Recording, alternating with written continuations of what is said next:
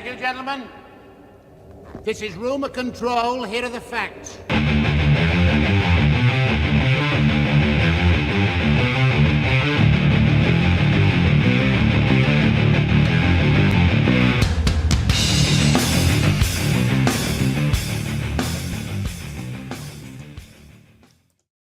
A lot of guys keep asking me, do you think that, and I think we talked about this last time I was here, was like, do you think that the red pill is going to go mainstream? Yes, and I'm we like, did talk well, about that. it depends on what you think is mainstream. First off, is it like, are we going to see it on CNN or MSNBC, or is it, are people, you know, are you going to hear about it around the water? What's this new red pill thing? You know, that's, I don't think so. I answered that yesterday.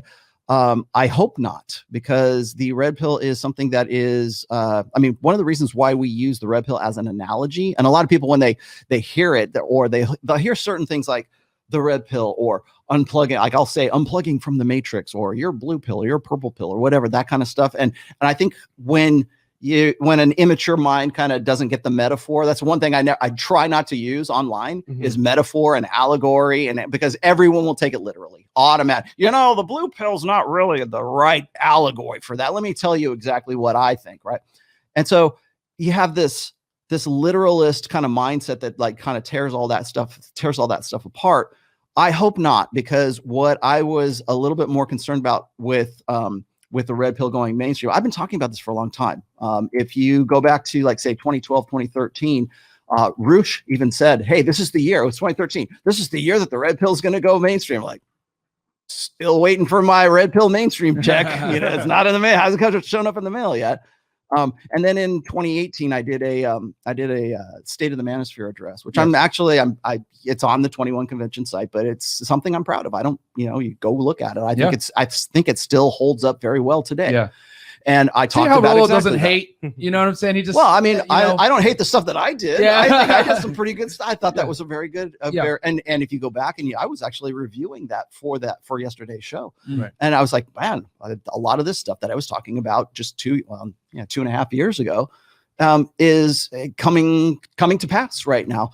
And I did in that show, or in that talk, I did a SWOT analysis. Do you know what a SWOT analysis is? Strengths, weaknesses, opportunities, and threats. I think it's like what a company will do, like when they're trying to brainstorm, like where are we going to take this company in the next like 3 years or 5 years or something. Absolutely. So it's strengths, weaknesses, opportunities, and threats. And so I was kind of breaking down like what's the manosphere, what are the strengths, what are the weaknesses, and you know, as if it was, you know, we're all in this together, so let's talk about this.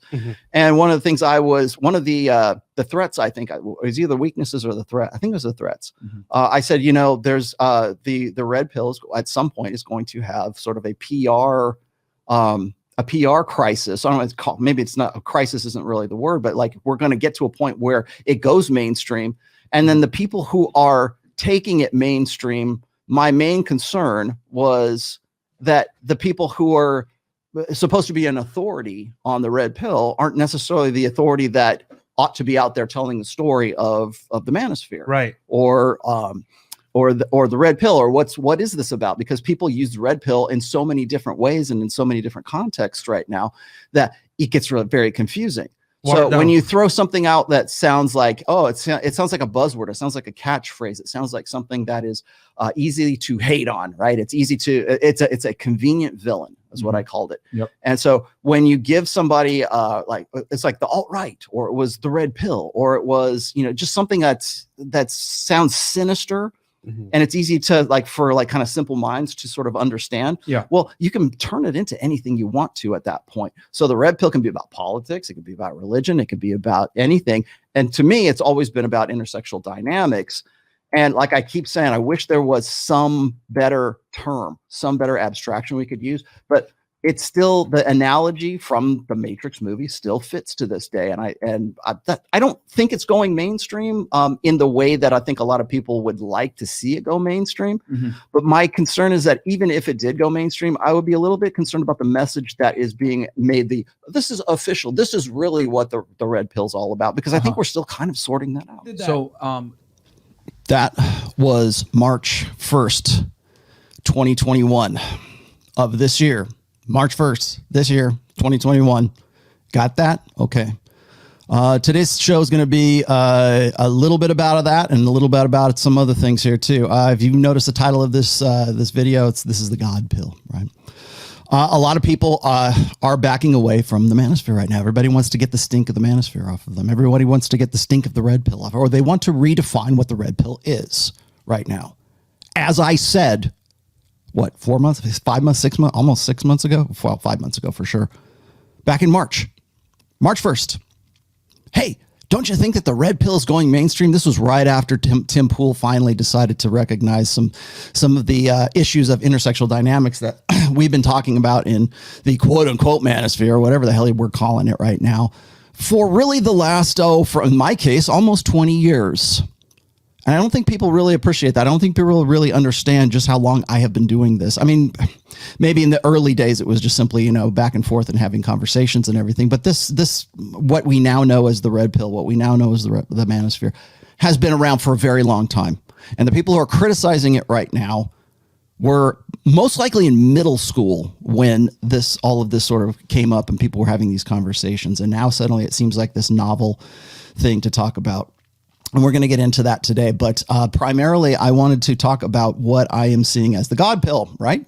If you have my latest book, The Rational Male Religion, right? Go pick it up if you haven't picked it up.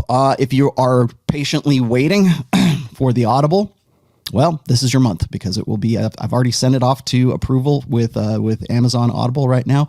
I'm waiting for them to give me the okay and the green light. And then as soon as they do, you will definitely know that it is now available on Audible. So congratulations. There you go. I don't have the applause queued up for my midday shows. So, but I mentioned a few things in that. I wanted it to sort of lead off with that video today, because I think that it was a little bit prescient. And I wanted to, before I get started here, I kind of have to preface things once again as I dig into these things. You're probably looking at the thumbnail right now going, oh, what's he going to get to Ruslan and Hafiz or whatever? I'm like, just hold on. We need to preface some things here. And that was part of that prefacing. This is what's happening now in whatever we're going to term the manosphere at this stage. I told you this was going to happen. Rollo done told you so. I told you this was going to happen because I've seen this happen before. We already had this happen back in 2014. These things come in cycles. And that's just the way that it works. God damn, sorry, my bad. No, I'm not snorting coke. So I wanted to sort of pick apart this interview. Somebody handed me this interview with Ruslan, and I'm going to butcher your name, dude. It's like Hafiz or Hasif. I think, I can't remember. God, I'm blowing it here, aren't I? From the roommates. Now I have done a breakdown of the roommates, but this was back before I knew who they were. Roommates have been on Fresh and Fit, and recently the roommates did a sort of distancing video from the quote unquote manosphere. We're not really part of the red. We're not part of the manosphere. We're part of the men's improvement sphere, however we decide to define that. Exactly as I said they would do on March 1st, 2021. Now, I didn't know it was going to be them in particular, but I knew that this was coming. And that's why I said, I hope not. I hope that the red pill does not go mainstream, because the moment that it does, it reduces the efficacy of the red pill. Not that it doesn't ruin the legitimacy or the validity or anything that, arguments or whatever this, it doesn't ruin any of the points. But what it does is it waters things down. How do I know this? Because there was a similar effort way back in 2014, 2015 to sanitize the red pill, to make it more about religion, to make it more about politics, to make it more about morality and ethics and everything else and whatever the hell they're throwing at you right now with the white pill, this and God knows who else, right? That, you want to know why I wrote this book on religion? Because of that. I spent 3 years of my life compiling all of this stuff. I spent 3 years of my life doing the research. I talked to every religion that everybody threw at me when they found out I was writing about religion. I talked to Muslims. I talked to Christians. I talked to Jews. Thank you, Rabbi Kava. I actually talked to a Jewish rabbi. Okay. So there are, and Hinduism and Eastern religions as well. It's all in there. Don't worry. Yeah, you probably got all the bases have been covered. So, but I wanted to make the book about how the red pill sort of integrates into what's happening right now societally with fempowerment, with the gynocentric social order, and how that order, how feminism, how the female imperative is infiltrating and destroying these religions from the inside out. If you don't believe me, go read the book. You got a better idea. If you read the book, you'll have a better idea of what I mean than what I can express to you here in this show. So that said, I wanted to read you actually part of the book, and this is part of our preface today. So bear with me. This is from the chapter called Believers, and I could put this up on the screen. Maybe I will. Should I put it up? Let me see. Let's see. Oh, there we go. Yeah, you can see my. Actually, yeah, that's fine. I guess it's all right. Can you guys see that? There we go. Just so you know that I'm not yanking your chain. This is actually in my Scrivener program. I write in Scrivener, by the way. Okay, so this is part of the chapter called Believers. And so you're going to get a little bit of a sample of the book, of the audiobook that you should go and pick up this month. All right, so this is the most important part, I think, because this is the most relevant to what I'm getting into today. So here it is. I'm just going to start like halfway through this little chapter here. It says, the definition of what constitutes a red pill awareness versus a blue pill outlook on intersexual dynamics are always going to be contentious and subjective to the individual man. The red pill and the blue pill have become so distorted over the years that as terms, as loose brands, they're becoming meaningless. The original analogy in the Matrix movies that the early seduction communities co-opted used to refer to the belief sets men had about intersexual dynamics living in the quote unquote living in the Matrix. They were taught by a larger social order. That's why I always refer to blue pill as blue pill conditioning, and I always refer to red pill as red pill awareness. It's to separate those two. It's a very important distinction, so keep that in mind. This is where the red pill came from. And if you don't, I didn't invent the red pill, but I was there when it got started, and I'll show you how you want me to prove it. I will prove it to you here in just a moment. Anyone who's read my book has my first work, my work, or has heard me opine about these terms on what my own interpretations are. However, far too many disingenuous actors have entered the red pill community, each with an interest in shifting those definitions to cater to their pet ideologies. Very important. Political, social, racial, religious, and psychological. The new order information that red pill awareness brings is so jarring to their ego investments, believers are left with only three options: complete denial, abandoning faith entirely, or finding commonalities between the red pill data and what aligns with their ideology and discarding or disqualifying the parts that are inconvenient. To do this, believers had to convince themselves that the red pill represents what the red pill represents is ideological rather than praxeological. You've heard me refer to the red pill as a praxology. In fact, converting the red pill to be interpreted as an ideology rather than a praxeology, or a heuristic if you prefer, founded in objective understanding of intersexual dynamics, has been their primary goal. We're going to see how they do that today. In truth, turning the harsh realities of the red pill into an ideology is the only way most believers can understand it. You cannot prove a metaphysical truth with physical evidence any more than you can prove a physical truth with metaphysical, quote unquote, evidence. But that doesn't mean the faith won't see trying to do so as a test of faith. So so what is Rollo saying here? What I'm saying here is that when your ego investments, and I'll explain to you what those are fundamental, are integral to what your personality is and what your life is and what your worldview is and everything else.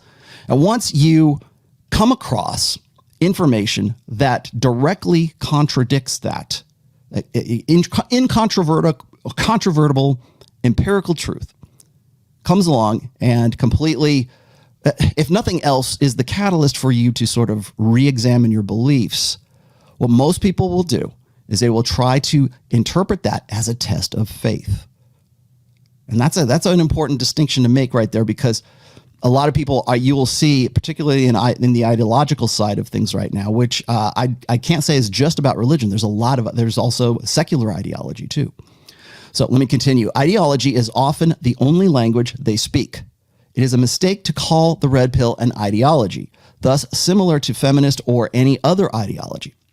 Comparing the red pill to a male parallel to feminism has been a common dismissal tactic by critics. If it is an ideology, then the red pill can just be dismissed as bitter men looking for some victimhood bone feminism has been gnawing on for over a century. The thing is, the red pill isn't an ideology. It is a praxeology. Why does that matter? Isn't that just an intellectual technicality? Actually, it makes all the difference. Okay, so here I'm going to read to you what's an ideologies here are a belief system which holds up ideals, what should be moral, ethical, social as standards by which to live or guide human interests. Humanism, Marxism, religion, chivalry, the Boy Scout credo, the Boy Scout, was it they make you remember that in the Boy Scouts, are all ideologies. They establish higher meaning toward which we should aspire to, and celebrating unifying beliefs that, in theory, should guide our lives. Sometimes ideologies spring from practical, empirical wisdoms, but mostly they are dentological. Actions are either good or bad according to the set of rules, irrespective of the consequences of those actions. Now, that's ideological. Praxeologies are not systems of belief. They are systems of practice. They are not concerned whether or not something lives up to a preconceived ideal. They are concerned with whether or not something actually works. Engineering, car repair, computer science, deep sea fishing, and first aid are all praxeologies. The red pill is a praxeology, not an ideology. My good friend Ryan Stone once said you made the book, Ryan. It's useful to think of the red pill as the Chilton Auto Manual of intersexual dynamics. For sake of simplicity, we can just go with the definition posted by Wikipedia. And this is the definition. Praxeology is the deductive study of human action based on the action axiom. An action axiom is the axiom that embodies a criterion for recommending action. Action axioms are of the form, if a condition holds, then the following should be done. As a praxeology, the loose science of intersexual dynamics that the red pill presents provides men and women with a predictive framework around which we can form a set of best practices. The red pill is the theory and game is the experimentation and or practice. Each is incomplete without the without the other. The red pill / game is the deductive study of human sexuality and its relational behavior based on the action axiom. If a condition holds, then the following should be done. So that's the difference. I don't think I've really ever kind of got into too much detail about that. I hate to go Mr. Wizard on you here, but this is going to be real important because I kind of need to dig into this right here. This is the difference between the red pill and the blue pill. This is the difference between the guy who is the believer, the ideologist, the guy who sticks to his ideologies, and the guy who is red pill, objective, empirical. And that's the separation. And that's the thing that's really throwing a lot of guys off in the manosphere right now, because they're finally coming to a question that I came to like almost 10 or 12 years ago, where you had to make that separation. You had to make the separation between what was going to hold, what were you going to, excuse me.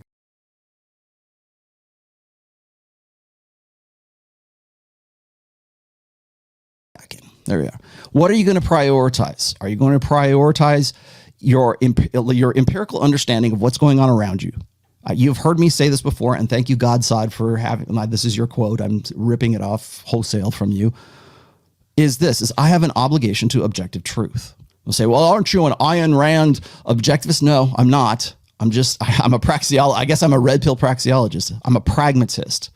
I just work here, man. I just hold up a mirror and you have to want to look into it. Does that provide men with the tools that they need to figure out what the best practices are for their lives? Absolutely. That's how this saves lives. That's how understanding human nature, women's nature, men's nature, how we interact with each other, and what from micro to the macro, literally in some cases from your microbiology all the way up to Kamala Harris is going to be the next president of the United States. Literally, that's the praxeology of the red pill. That's the bandwidth, right? That's the spread and bandwidth of the red pill. And at some point along the way, when guys who are not accustomed to this, when guys become unplugged from the matrix, when guys go from that blue pill conditioning to a red pill awareness, that's very jarring. And I mentioned that in the book here. I'm paraphrasing here. I'm going to read you a little bit more of this because I think this is very important. Okay. This is the difference. Red pill empiricists and blue pill ideologists, people and blue pill ideologists, people end up talking past one another because they cannot agree on what they should be debating about. The sets of values they hold are completely incompatible because they don't start from the same basis. This is very important because when I get into today's video and when I start to digging into this today, that's going to be very important. You're going to have to be able to separate who's the empiricist and who's the believer here. And I don't mean, I'm not saying one's better than the other. I'm just saying these are different ways of thinking. These are different priorities for thinking. The sets of values they hold are completely incompatible because they don't start from the same basis. They can't even agree on what a debate is. And I'm going to show you something else here. You know what? Let's just throw this one out there real quick. I got this. I was going to put this on the screen, but I think I'll just read it to you anyways. It's a whole lot better. I got challenged to a debate by, I don't even know the dude's name, the guy from Playing with Fire. This is one of the things I've always tried to do on this channel is bring in people with different ideologies. Well, that's your mistake right there. That's your mistake right there. And have a respectful discussion. No, you don't. You're associating with a guy who is a pathological liar. First off, proven pathological liar. That's one. Well, that's neither here nor there. But let's come back to it. This is something that is sorely missing in the red pill community. No, it's not. We've been doing this for. You want to know why Fresh and Fit and the rest of these guys are so popular? Because they've been doing exactly that. This is something that's sorely missing in the red pill community. Thus, I am issuing a challenge to ROLLO TOMASSI. Come on my live stream and let's have a debate. Okay. What? About what? See, the problem I have with this, and then it's like, if you're confident in your beliefs. I'm not confident in my beliefs. I don't have beliefs. When I'm doing this show, no beliefs, no morality, no ethics, no nothing, just raw data. Okay. It is praxeology. If I'm confident in my beliefs, I'm confident in the data. And until that data is in some way disproven, and until there's somebody comes up with a better predictive framework, I'm right here. I'm right here. So long on challenges, short on what are we going to talk about once again. You know who challenged me to a debate way back in 2017? Pat Stedman. And you know what he said? I challenge you to a debate. Ha ha. If you don't debate me, then there's something wrong with you. No, there's nothing wrong with me. You just don't know what a debate is. If you said, I want to debate you about hypergamy, I don't think that it's right. I don't think that it's real. Fine. Set it up. We'll go. I don't think that the soulmate myth is really all it's cracked up to be. Well, let's talk about it. Okay. War bride's dynamic. Okay. Alpha widow. Let's go. You want to talk about the core understandings of understanding human nature, of women's nature, of evo psych, of everything. You want to talk about that kind of stuff? No problem. But if you're going to go and you're going to say, you're already starting, as I said here, from a basis where you believe that the red pill is a belief set. It is not a belief set. It is a praxeology. I don't know how else to make that more clear. So therefore, I'm dedicating a video to this today. All right. As I said, they can't even agree on what a debate is and what the goal of a debate really are. Here we go. Red pill praxeologists generally bring the following assumptions to a debate. They believe that there is exactly one reality and that truth is what actually describes that reality. Okay. Talked about this a bazillion times, and Myron has parroted this back to, I don't know, umpteenth, 100,000th girls on his show. All right. Thank you, Myron. You did your homework. There is not your truth. There's not my truth. There is the truth. There's an objective truth. When you see that Nike commercial where that overweight chick in the whatever, the big, body fat acceptance, living my truth. That's all it says underneath that. You have Oprah Winfrey. You got to live your truth, girl. No, that's a very female way of thinking, right? It's Rich Cooper said, we tell our men to do the right thing, but we tell women to do what's right for them. That's part of do what's right for you, ladies, is living your truth. 2 + 2 = 5 is your truth. No, 2 + 2 = 4 is the truth. And that is the objective truth. But when we lean over into belief sets, when we lean over into emotionalism, which is a religion, that's when things kind of go kerfuffle, okay? So they believe that there's exactly one reality, and that truth is what accurately describes that reality. The better a statement describes reality, the more true it is. They are factual absolutists. They believe that whether something is good or bad is a matter of interpretation, and opinion. If something is good or bad, it is only so by the way you are interpreting it, or it is just simply an opinion. When people ask me, Rollo, do you think that hypergamy is evil? Boy, it seems like women are very duplicitous and horrible and they're evil. And I say, no, it's not. It's not evil. It's only evil or good depending on what end of the stick you're on. Are you on the sharp end of the stick? Yeah, it probably seems pretty messed up, right? Seems pretty evil. Oh, well, what about Brittany Renner? Brittany Renner took PJ Washington to the cleaners and she did it. Yeah, that sounds pretty evil. But what the mechanics and the underlying reasons why she did that are what they are. That's human nature. That's women's nature. Whether they choose to act on that, whether they choose to repress that, whether women choose to police the worst of their hypergamy is really up to the individual at that point. But that's the operative state is still hypergamy. That's the objective truth. So how it affects you as a person, good or bad, is really kind of up to the situation, what happened. Systems of morality are things societies invented to encourage a result. It is therefore pointless to argue about whether something is evil or not, instead of about what effect it has. They are moral relativists. This is when I'm talking about empiricists now. The goal of a debate is to establish what the facts are and how this knowledge can be used to predict and hopefully control outcomes. They argue about what is true. Not your truth, not my truth. They believe that debates are a cooperative process between two or more people who have the shared goal of achieving a more accurate picture of absolute reality.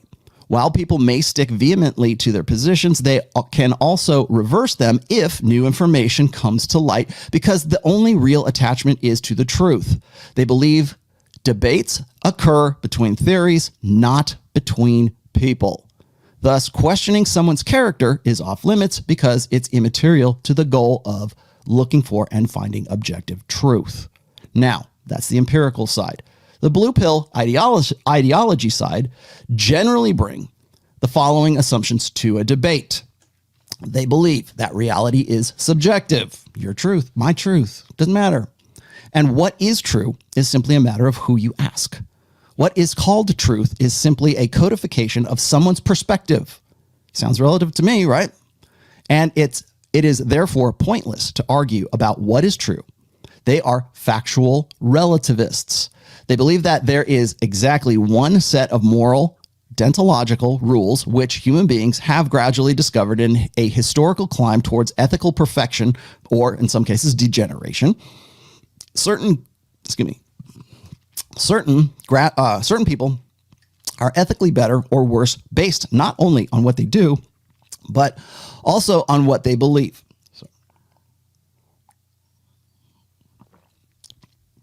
They believe that different ethical systems exist, but they can be ranked from ethically worst to ethically best based on a sort of meta-ethics whereby they can be tested for a degree of compliance with the one absolute set of ethics that underlies reality.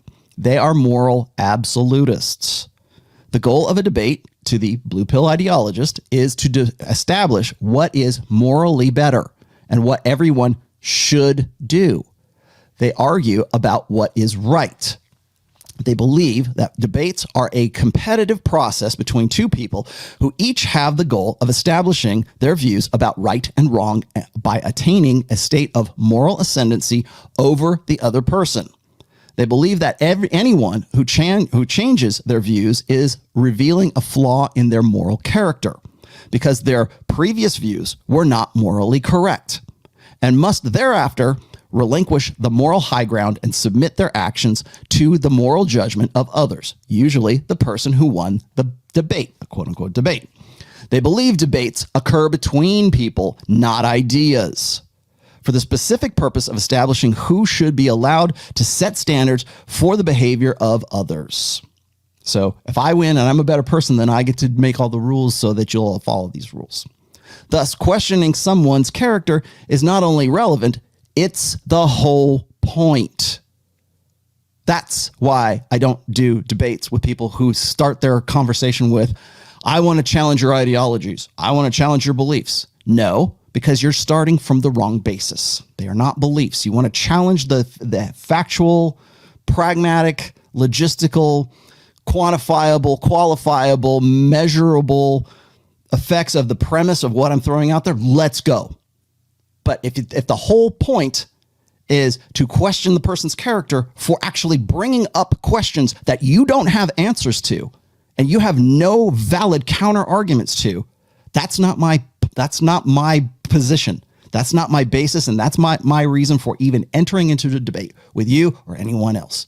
And quite honestly, I don't owe anybody a fucking debate at this point. I've been doing this for 20 years. If you want to know what my stance is on anything, really, there's 4 books. There's 10 years. Now there's 10 years of posts at the Rational Mail, and I've got a full 20 years in what we now call the manosphere. Those are my receipts. If you have a problem with any of that, or you say, oh, I think I found something. I think I found a chink in the armor. Please. I've said this since day one. If you think I'm full of shit, tell me what I'm full of shit about. If you say he's a cult leader and a grifter and he sells lots of books and he does that's not an argument. That is you questioning someone's character. That is you making the whole point about questioning that person's character. It's not about what is factual. It is about what is moral. That's what it comes down to. And anytime someone says, well, you know, those red pill guys, those guys, their belief set, their beliefs are this.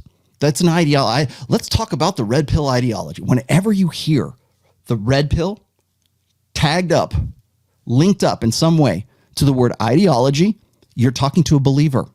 You're talking to somebody who's trying to square the circle of their personal investments, their ego investments in their belief sets with what the red pill is showing them in empirical data that is really rocking their world, man. And I understand. You want to know why it is so difficult to unplug guys from the matrix. I get this all the time from guys. Rollo, my dad, my brother, my best friend, he's driving the bus off the cliff. He's going to marry this girl who's completely horrible for him. She's a single mom. She's this, whatever. And I want to save him. Right. Or I've got several testimonials. I got lots of testimonials, even from mothers who've come up to me and said, thank you for saving my son's life. Because if he hadn't read your book, if he hadn't picked that up, he would probably be with that evil bitch, or he would probably have offed himself or whatever. You literally have saved this guy because he was in depression. He read your book. It articulated something for him, and he's turned his life around. And so when I get those things, it's like, okay, well, that's very humbling and very, very, especially when I have like tons of haters all the time. They throw something at me like that. But that right there tells me that the basis of what I'm talking about when it comes to the red pill, it's a usable, practical, predictive framework that we can build things on and we can build things with. The biggest problem, I enumerate this, or I list this in my fourth book. The biggest problem that we're running into right now, and it's not just in the red pill, this is society-wide. This is global society-wide, is that all of our old order ways of thinking, all of the memes that we used to, we hold on to dearly, like security blankets, like Sesame Street characters, right? All of those old order ways of thinking that we think ought to work are challenged by the fact that we have so much new data.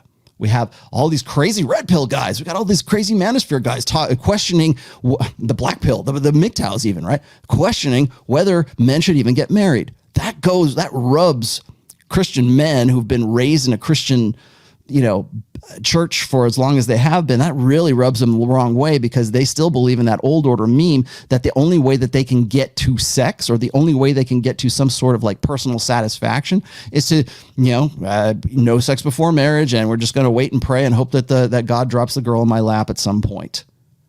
And that used to be something that was tenable. That used to be something that would work. Yes, I know it's scriptural. Yes, I know it's the belief set. I get that. But it's challenged every single day. And not just by me, just by go online, just by the algorithm throwing stories in your Facebook feed or your Twitter feed or IG feed, whatever it is. It's unignorable. It's not me that's revealing all of this, really kind of disconcerting, destroying sacred cows, right? I'm not an iconoclast by choice. In fact, it's not even me that's doing it. It's just basic internet. It's having access. It's social media. It's having access to instant, studies and research and data that we never had access to before. We had to make such an effort to get to that. I mentioned that when I was talking about this in the first review of my book here. Is like, I'm not a theological expert. I have a bachelor's degree in behavioral psychology, not even Evo Psych, right? I just have a keen interest in this stuff because I've always been in the red pill communities. I've always been in the manosphere. I've always been doing what I've been doing really for 20 years, so coming up on 20 years now. In 2022, it'll have been 20 years that I've been doing this. I had this actually on tap here. I probably should show you. Actually, maybe I won't. This is kind of irrelevant, but I went back to my So Suave post here. And actually, you know what? Let me throw this up there because I didn't do this for nothing. I'm going to, wait a minute. Let's share this screen for you. This right here is the very first instance that I was able to find of myself on the So Suave forums from December 29th of 2004. I did a search. I probably have used this before, but this was as far back as I could go because the So Suave forums have been sort of updated in the past, but I'll show you what I'm talking about here. You see that right there? So why don't my eyes hurt? Because you never used them before. That used to be my moniker on So Suave as far back as 2004. That's why you'll find that in all of my books, by the way. Congratulations on taking the red pill. All right. Okay. Now the topic here is kind of irrelevant, but I wanted you guys to look at the date here. December 29th, 2004. So that's how far back this goes. That's how deep the rabbit hole goes, right? I mean, that's you want to talk about, well, when were they talking red pill stuff?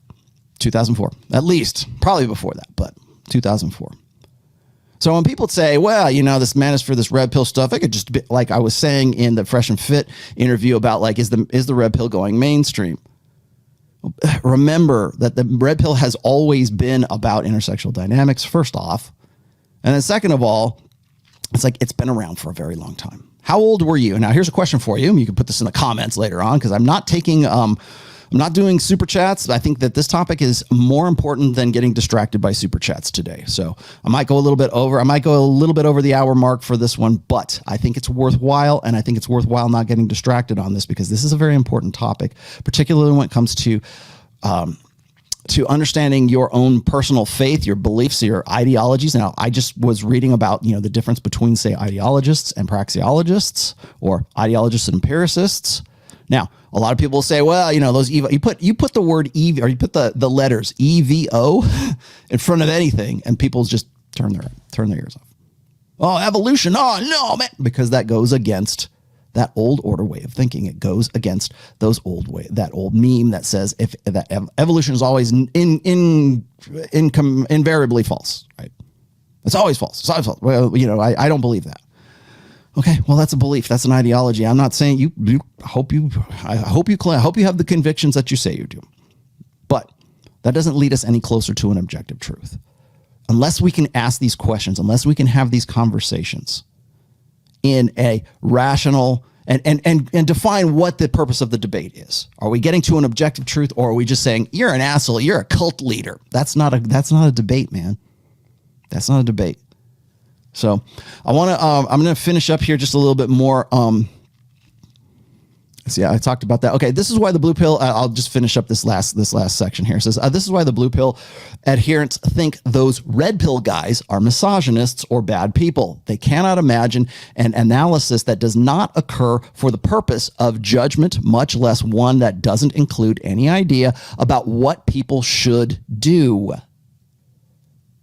That's going to be very important because everyone wants to use the red pill and say, well, how do we progress it along? How do we make the red pill functional? And what they're really asking is, how do I force fit all of this data that really clashes with my ego investments in my personal beliefs and my ideologies? How do I force fit that in? Because I can't really deny it, but I don't want to accept it because it feels wrong. It sounds wrong, whatever. So this is also why the red pill insists that moralists are willfully ignorant. Because to them, anyone who doesn't admit the truth must be unable or unwilling to perceive it. They cannot imagine anyone not caring what the truth is. Those are the differences. Blue pill ideologists think that red pill empiricists are trying to restore the Dark Ages. Any argument excluding a moral imperative seems like an endorsement of returning to a state of barbarism. This is why many red pill theories are dismissed as biological determinism by ideologists, even though the red pill theory almost always accounts for the human element of free will. They cannot imagine in any group with shared views not having one moral agenda they wish everyone would abide by. This also grates on the ideological principle of personal responsibility, which you will hear repeated over and over and over again by a moralistic, blue pill adjusted, let's just say, ideologically bent, moral absolutists. Okay, so personal responsibility, which requires free will to be set above biological determinism. To the moral absolutist, the sheer objectivity of the red pill implies that biology and evolution remove humans' capacity for choice and, by extension, a soul. We become automatons, but instead of the devil made me do it, it's my selfish genes that made me do it. Okay, so now I'm done with that part right there. I wanted to read that to you guys because I think that's going to be really important for when I dig into this video today, because you're going to hear a lot of stuff that I've already covered here that I think that we need to draw attention to, but we're having this discussion as a result of the red pill going mainstream. We're here. All that stuff I was telling you about in March 1st, all that stuff I was talking about way back in 2018 at the 21 convention, or the State of the Manosphere address, all of that, the SWOT analysis, the threats. We're here. We're here, guys. Congratulations. You made it. Now we have a set of people who have liberated or have, let's say, appropriated the red pill, have appropriated the manosphere, generally for commercial reasons, which was exactly what I was talking about when I get into the brand of me and the hustle economy, which is more stuff right here in religion. 3 years writing about exactly this ideological schism, as I think I even started the chapter off with that. So here we are, people who have no business defining what the red pill is, no business defining whether the manosphere is good or it's bad or it's whatever. They simply don't have the experience. They simply don't have the background. But they're not going to call me. They're not going to call it, or they're not going to call it even, don't call me, call Rich Cooper. I don't care. Call somebody who's been in this a lot longer than people who just started their YouTube channel or just got into the red pill because it's what was in vogue. It's what the tags were showing them that they ought to be about. I'll throw this one out there too. I can remember back in, I think it was 2018. Yeah, 2018. 2019, somewhere around there. Anyways, I did a workshop with Elliot Hulse. And I can remember when I was first introduced to Elliot Hulse, and Elliot Hulse kind of looked to me anyways, sort of like a success, quote unquote, success porn grifter, right? He's the guy who's just a motivational dude and get out there and do it. Come on, lift heavy things. Let's go. And you can't really argue with that kind of pep talk. It's really difficult because they're always positive. You can't argue with Zuby. You can't argue with guys who are just, they got a smile on their face and they're like, you know, God bless, brother. You know, it's because first of all, it's infectious. And then second of all, it's like, well, why would you want to be so negative, man? It's all about the positive. We're got to be vibing, right? And it's this buildup. It's this constant. And I see pastors do this. It's in religious circles. It's in the male self-improvement circles and things like that as well. I get it. I understand the vibe, but I kind of got that feel from Elliot, but Elliot was a little bit different because he sort of wanted to, I was, when I first started writing the book, I was like, oh man, maybe I can have some discussions with this guy. And I started talking to him and he, you know, the progression of Elliot Hulse. He's sort of become much more of a quasi-religious dude now, but Roosh as well. A religion, the God pill, the white pill, whatever you're calling it, the spirituality pill. You know, whatever floats your boat, man. There's an attempt to integrate the red pill and the manosphere into those fields, into those spheres right now. And I didn't see it at the time when I was working with Elliot, but definitely now I do. And but I can remember when I was introduced to Elliot, and it was from the guys who are now in Rule Zero. Back then it was the Red Man Group, and people had said, you know, hey, check out Elliot. He's on your wavelength because you're writing that book on religion. I'm like, okay, cool. And he was very into MGTOW at that time. He was doing MGTOW videos, or he was trying to at least some way kind of like dip his feet in the MGTOW pool. And we were like, you know what MGTOW is all about, right? Because it was, and you know, whatever your opinion on MGTOW is, I don't care. But compared to what his brand had been up to that point, was like almost polar opposites. He just didn't know. He was just one of these guys who said, "Oh, what's going on with men today? I need to sort of broaden my markets." Right? Oh, MGTOW. Okay, let's try that. If you go and you look at Joker, you look at Coach Greg Adams, you look at these guys who were ostensibly MGTOWs when they started. They're in no way MGTOWs now. I mean, they still throw out the information. You know, I hope you get some value out of all of that.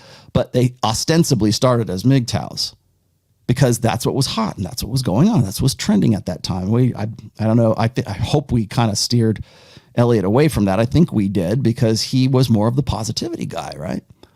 And so this was back in 2018. So this stuff, like I said, this stuff comes in cycles. And as I said, even back then, is I'm more concerned with the red pill going mainstream and being misrepresented by people who claim, or who the mainstream presumes are great spokespeople for the manosphere. And what do they look for? They look for guys like Paul Elam. They look for guys like Dean Esmay. They look for guys who fit that bill. As I said in the intro there, they're looking for a convenient villain. They want, like, if you look at Paul, I don't know, I haven't seen pictures of him lately, but if you look at pictures of Paul Elam from back in the day, he looks pretty close to like Charles Manson. I mean, minus the swastika on his forehead. But that's what they're looking for. And again, no offense to Paul, but like that's what they're looking for. They're looking for that foaming at the mouth kind of madman. This is the manosphere. It's right here. Oh my God. Look, they're radicalizing the youth. Ah! You know, that's what they want. And you want to know why I have such an investment in this? I've been doing this for 20 years. And also, I think that this is something that can really fundamentally change not only men and gender relations and everything else, it's going to change society, and it's threatening to society. So what do they say? You know, first they laugh at you, and then they fight you, and then you win. We're kind of somewhere between the laugh at you and fight you stage, I think. But nobody wants to have anything to do with the manosphere right now. Mike Rashid had put out a video not too long ago about how he was, you know, of course it's all about, you know, his come up story, which, okay, fine. I get it. But, you know, it's a similar story to what Elliot Hulse had. It's that, oh, I'm positive we got to get out there. Men don't kick ass enough. We got to go out there and kick ass, you know, stop being a little bitch. That solves everything. Stop being a little bitch solves everything. And so everybody wants to back up and they want to get away from the fresh and fit, Abba and preach, you know, thing, dust up, mano hype. And so it's basically, they're doing these videos like, tell me that you're not in the manosphere, or tell me you're not in the manosphere without telling me you're not in the manosphere anymore. You know, that's essentially what it boils down to. And yes, the manosphere it's not a swamp. It's a cheap flea market is what it's become right now. So moving right along, this is the conversation between, God, I butcher your name, dude. Hafiz, the guy from the roommates, and Ruslan, who is a Christian sort of man's sphere, man's interest, men's whatever vlogger, let's just say, YouTube guy. And this is very pertinent to my fourth book. Pretty much everything these guys talk about in this interview, and I'm not going to do the whole thing because it's pretty long, but everything that's in this interview, every last bit of it, guys, next time you want to talk about this, Ruslan, and I hope you're watching, and Hafiz, roommate guy, I hope you will read this book. I spent 3 years of my life putting this together. It is everything you just talked about in here. Guys are more men's improvement. Manosphere is, so then what is, so then is Manosphere the kind of pickup artist, sleazy vibe that I'm kind of getting this caricature of it, you know, like the Kevin Samuels, like high value men should cheat, right? Like, is it that, or is it not that? Yeah. So it gets complicated because one of the biggest problems in postmodern philosophy, which we're all a byproduct of, is that words lose objective meanings, right? So when people use the word manosphere, like the way they use the word high value, right? In the postmodern philosophy, what happens is there's a breakdown of the language. And so language doesn't have objective meaning. So if you ask different people, they will say, generally speaking, manosphere is different things. But to me, what I find similar in the manosphere is usually the content is strictly focused in on the relationship between male and females from the male perspective. And that's where you kind of get into the red pill philosophy. Because like I said, manosphere. Notice what he said? Hold there. Did you catch that? The red pill philosophy, the red pill ideology, the red pill belief set. Any of that stuff, anytime you hear red pill and then one of those words comes after it, you know you're dealing with a believer. And he is. That's his thing. So, but I wanted to hold that point for a minute. And I'm going to go out on a limb here and say he's probably not the best guy to define what exactly. He hasn't spent nearly enough time in the quote unquote manosphere to be a guy who is an authority on defining what the manosphere is. Red pill is kind of the same thing. But it gets weird because some people think they're manosphere, they're not red pill. It gets kind of weird. Like, for example, there's a guy named Coach Corey Wayne. He's a dating coach for men, has a pretty large channel, but he doesn't consider himself red pill. But some people might consider him part of the manosphere, you know. So kind of. All right, I get a lot of questions about Rollo. What do you think about Coach Corey Wayne? Okay, if you put the word coach in front of your name, I'm probably going to start off from the basis that you are a funnel marketer, you're a niche marketer, you haven't been in this for very long, or if you have been in this for very long, you probably, I agree, Coach Corey Wayne, not red pill whatsoever. In fact, there's a lot, I would call him more purple pill than anything, if not a blue pill guy, a blue pill dating coach. Is there such a thing as a blue pill dating coach? Yeah, they're women. They tend to be anyways. Because what they do is they have dating advice that leans more towards benefiting the feminine imperative. Is one-sided advice.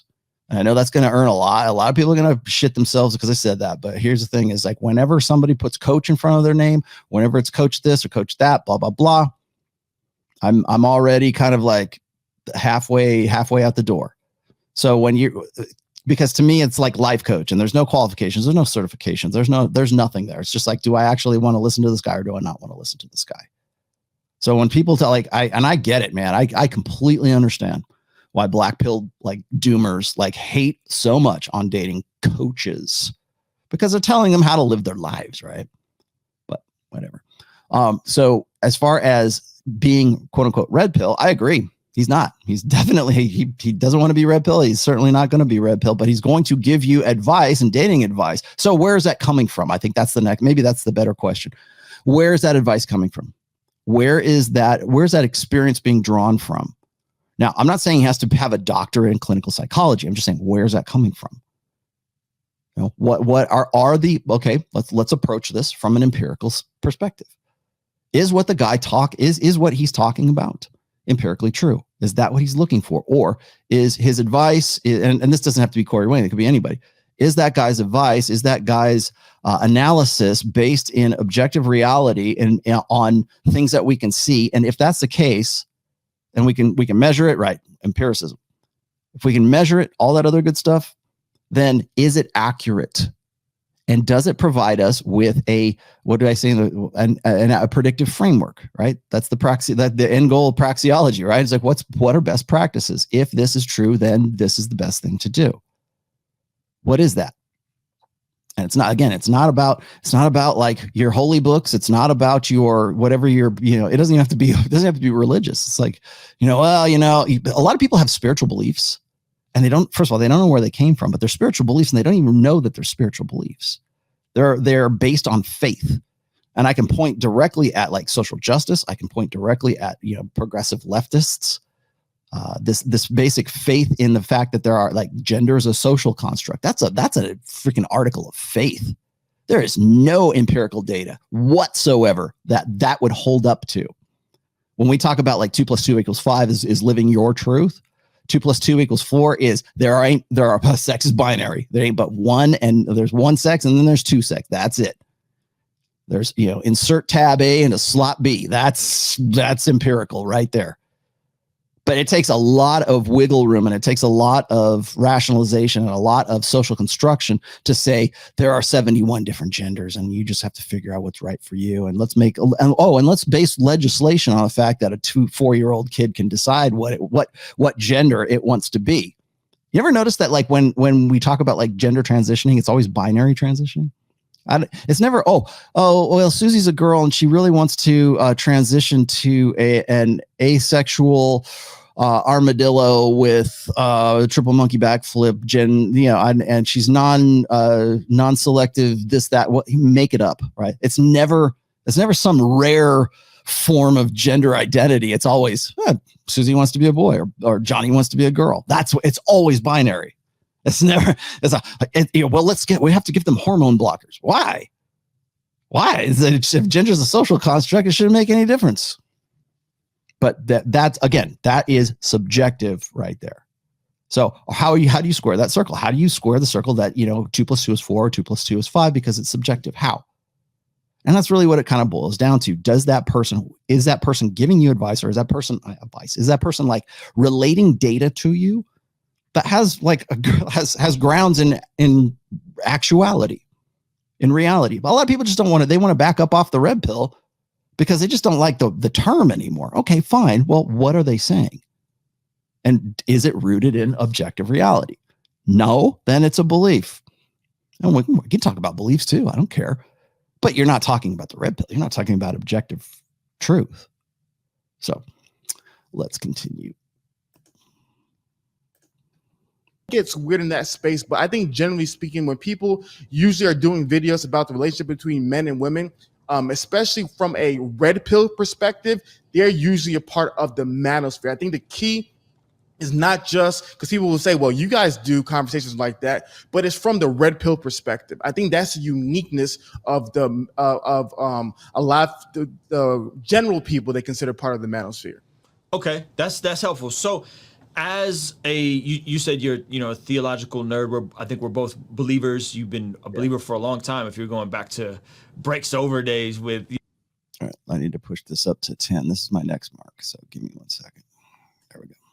Nature of marriage in the modern world. I think that's the biggest disconnect within Christian philosophy. And then it just goes back to, when a lot of the conversations about male and female nature is built upon, stagnant human nature, right? So for Christians, we understand the concept of, sanctification, right? The process of Christ making you more and more like him, where I've talked about it previously. You go to 2 Corinthians 5:17, where it says, therefore, if anyone's in Christ, a new creation, all that's past and new has come.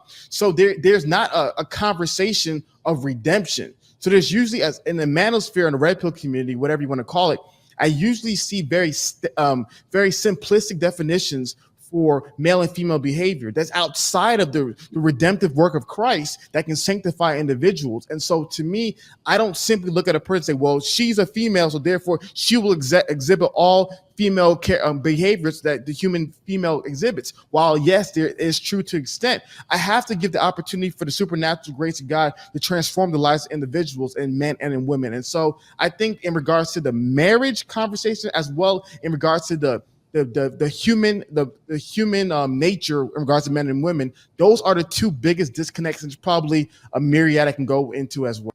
Okay, So let's break down what he just said here. I think one of the misunderstandings that a lot of people have in even well-meaning red pill guys is they don't realize that they are really debating debating an issue from the perspective of a guy who is having his emotional ego invested belief set challenged by and daily by empirical data. I think it was, and I put this in my book. I think it was Isaac Asimov who said, any sufficiently advanced technology is indistinguishable from magic. If that society that's experiencing it doesn't know what it is, right? I mean, so the example is this: is that if you went back and you had a time machine and you went back to prehistoric man and you went to the Paleolithic area and you found some hunter gatherers on the sub-Saharan African, savanna, and you had a lighter, just a Bic lighter or a Zippo, right? And you were able to, and you could create fire just out of your hands. That seems like magic. Because they don't know how to do that. I mean, maybe, they could make fire with sticks or whatever, but they don't know. Like, that seems pretty magical.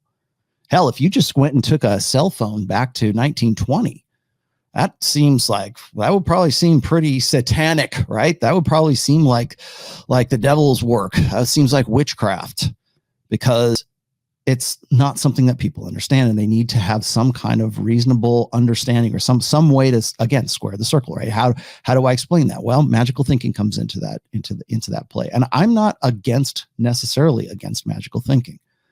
I know Ryan's going to probably hack up and discuss when I say this, but it's after doing the research for book 4, I would argue that magical thinking is a feature and not a bug of human evolution.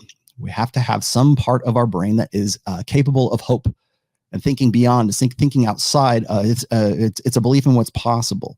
The problem is that too many people make a strategy out of hope, and you probably know where I'm going with this, because you probably heard a lot of people say, "Well, hope is not a strategy."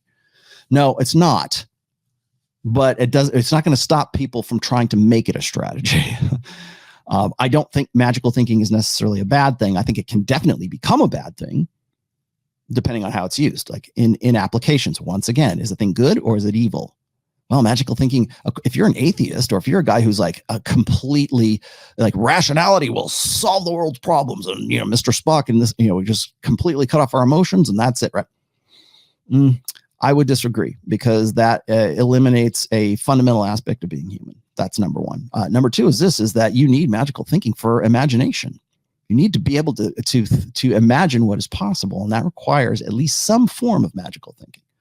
Now, can that get you into trouble when it comes to religion, when it comes to ideology, when it comes to politics, when it comes to, yeah, absolutely. But it's not, again, it's like hypergamy, right? Magical thinking is not unlike hypergamy. It just depends on how it's being used. What's the context of it? It just is. Can it be abusive? Yes. Can it be productive? Absolutely. I hope so. I'm a creative person. I started as an artist. I still am an artist. I've never said, crush your creative soul. But the problem is that we are using magical thinking and we're using hope as a strategy. And what's really being debated here, what's really being the back and forth, I think anyways, the underlying conversation that's happening here is when Christian men who have been raised on the idea that marriage, one man, one woman, and that's it, and no sex until marriage. You're Tim Tebow, whatever it is, Lolo Jones, whatever it is. You wait for it, and then it's because you're reserving yourself for marriage because that's what it said in the Bible, right? Well, a lot of people don't really look at what the latent function of premarital sex is, or I should say was.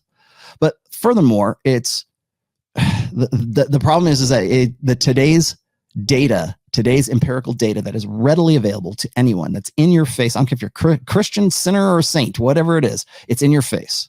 You don't need ROLLO TOMASSI to tell you what's going on with marriage. You don't need ROLLO TOMASSI to tell you that women now are not the same as they used to be prior to the sexual revolution. You can see that daily. But what happens is that data and that understanding or that awareness that's in your face all the time challenges your strategy of hope. Your strategy is like, oh Lord, please give me a good little old wife, right? Have her show up at my doorstep tomorrow. Amen. I'm not saying that that's what he does, but or women in general, or men or women of faith, depending. I don't care what religion do, but I'm just saying that's the point, is that the supernatural will in some way supersede the empirical evidence that is being thrown at them, right? It's like, that's how you get a miracle, right? Oh, it's a miracle. The Red Sea parted. That can't possibly happen. Oh my God. Oh, but there it is. It's impossible. The physical reality and it parted. Now I'm using that as an example. Please don't take me literally, Spurg boy.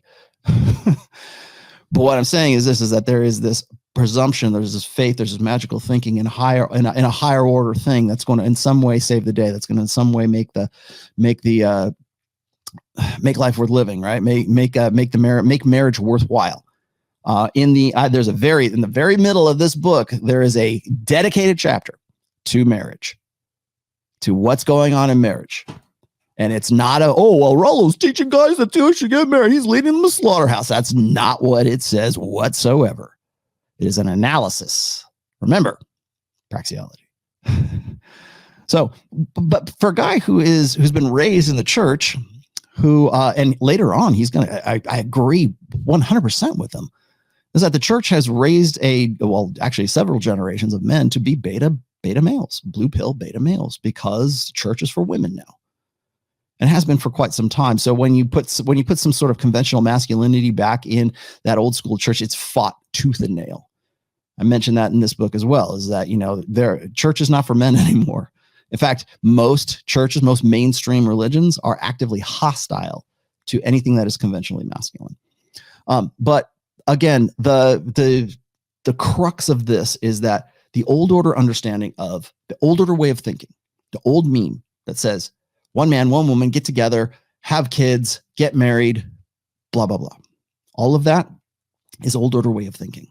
I'm not saying it's bad or it's good. I'm just saying it's 20th century, right? It's like prior to us understanding the realities of women's nature and men's nature and everything else that the red pill has been talking about for 20 some odd years now.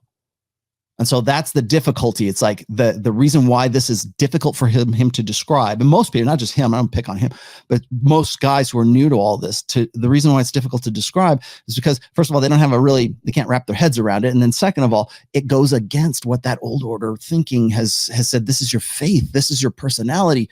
This is like, it's not an attack on the actual belief. It's an attack on you, because you've been living your life like this. And the reason I say that is because I know that this guy is still a virgin. He mentions it later on. This is not to run him up the flagpole or pillory anybody or anything like that, but he's still a virgin, is not married, and he's in his 30s. Now, I brought this up because there was way back in the day on Dalrock's site, he used to use this woman as an example. Her name was Wendy Griffith. Back in 2018, she was 53 years old. And she had this quote, because she was supposed to be like a dating coach or some kind of marriage coach or something like that, but she had been single till she was 53 years old. And her religious rationale was she's still waiting for God to deliver her preordained husband. I don't know if she's been married by then, but I do know that back in 2018, she certainly wasn't. And she used to have this thing. She says, "To my future husband, I know you'll be worth the wait." Again, magical thinking. It's counter to what the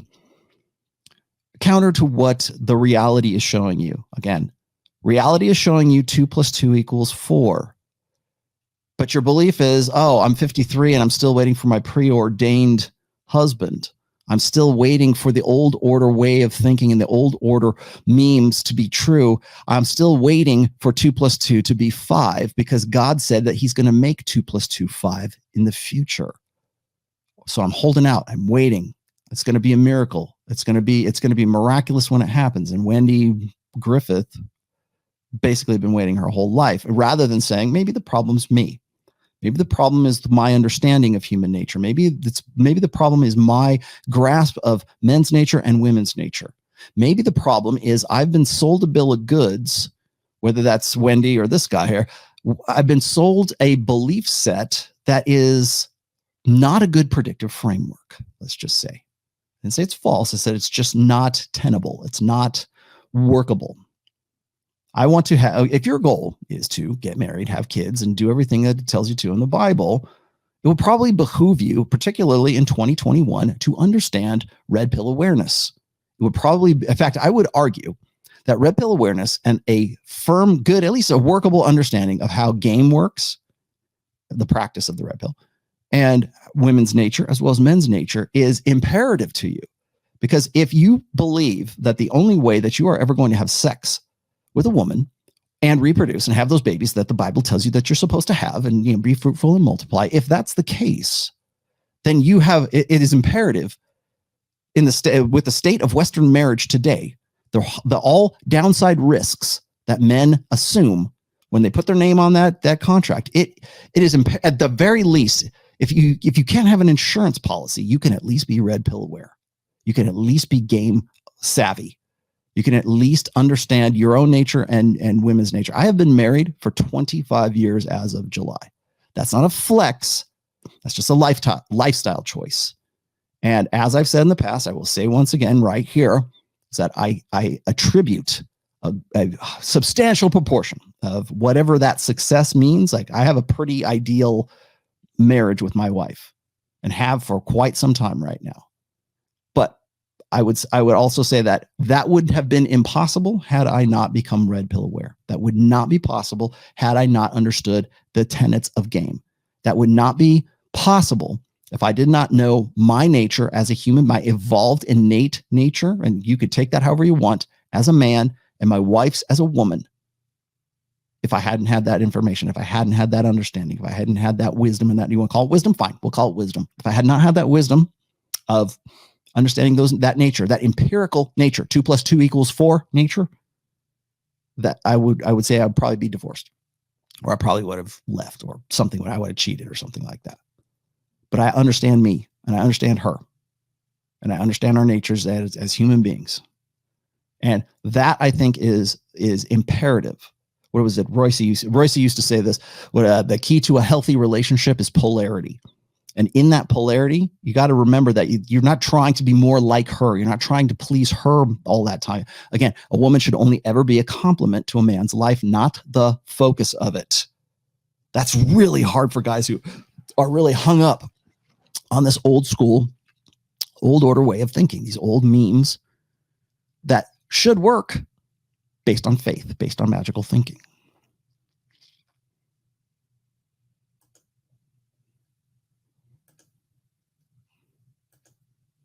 Sorry, I'm getting late. Well, yeah, that's good. I was talking to Rebecca Barrett just about this kind of same topic, and we talked about, like, there seems to be this, dare I say, demand from the manosphere for women to behave a certain way.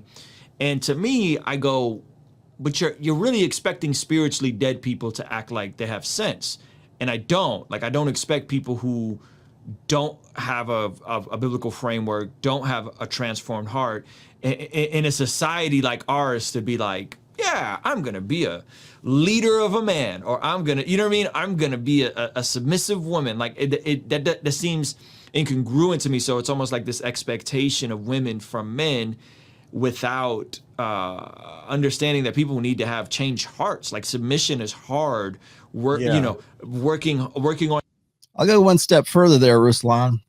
It's impossible now. It is 100% impossible now to go back. Everyone who says, hey, when do you think this pendulum's going to swing back, Rollo? Never. Because there ain't no pendulum to begin with. We can only go forward. And so I would argue that, and maybe this generation is just as screwed. I mean, parents, raise your children well. Raise your daughters well. Raise your sons well. Be an invested parent in creating the society, or creating the people that you would like to see in the future. I think that's pretty bonehead, basic stuff. But to answer your question, no, we're not. We're not going back to that. We're not going to, they're spiritually, well, okay. You know what? Even if they decided to, say the prayer and accept Lord into their hearts, they're still going to be those people. They're still going to have those memes. They're not going to unlearn that stuff magically. One of the things that really got me, and I hate to get too personal in all this, but one of the things, you'll read it in my book here. One of the things that got me is I can remember when I would tell my Christian friends, I would say, Yeah, my dad's an atheist. My mom's always been sort of like she was an evangelical Christian for a while. And then like right before, like probably about 10 years before she died, she was a confirmed Catholic. But my father had always been sort of a dyed-in-the-wool atheist. So my religious upbringing, my spirituality, or whatever you want to call it, I got a pretty eclectic, education when it came to that kind of stuff. But my dad was always sort of this dyed-in-the-wool atheist. And every time I would relate that to people, because we'd have these like, oh, we need to pray for our families, blah, blah, blah. And I would say, oh, my dad's an atheist. Da, da, da. And they go, oh, that's okay. Just pray for him and he'll suddenly magically become a Christian. I'm like, that would require my dad to actually have had a belief in God to begin with. It's not about the religion. It's not the application. It's that he fundamentally doesn't have any belief in any kind of deity. No. If you just say this prayer and you do these things, you pray hard enough, then he'll accept Jesus into his heart. He didn't. And I always thought that was kind of crazy, because I'm like, I understand. Hey, your faith is awesome, man. Go, conviction, hallelujah, brother. But it's like, you're not putting, it's not 2 + 2 = 4. 2 + 2 = 4 for my dad was, I don't believe in any God. 2 + 2 = 5 to the people who were telling me just pray for him was some magical force is going to, miraculously turn him into a Christian, which never materialized. And I think that, again, we go back to this magical thinking about, well, if these people, this society, this generation would just, get on their knees and pray, then everything would change for them. And it's like, no, it wouldn't, because this generation is still brought up with memes and in such a social condition, and are acculturated in such a way right now in the global, sexual marketplace, but the global marketplace of ideas, the globalizing society that we're slowly, dripping into right now. They're still going to have those belief sets. They're still going to have those, even this guy, Ruslan, I looked at some of his other videos as well. The guy is very much a feminist. He just doesn't realize that he's a feminist.